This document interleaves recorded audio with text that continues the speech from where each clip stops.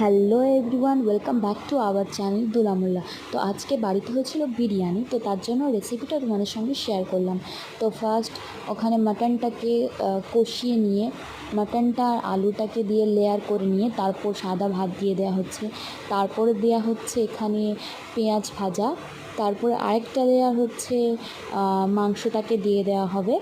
তারপর এখানে ফাটানো টক দই দিয়ে দিচ্ছে, ওপরে জাফরান যেটা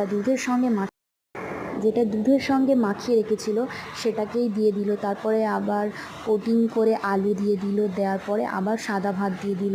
তো কিছুটা পরিমাণে ওখানে মানে মাংসের যে গ্রেভিটা ছিল সেটা বেঁচে গিয়েছিলো, তো সেই ভাতটা মাখিয়ে দিয়ে দিল। তারপরে আবার ওপরে পেরেস্তা ভাজা এবং জাফরান দিল। এখানে 250 একটা ঘি দিয়ে দিল যাতে টেস্টটা ভালো হয়।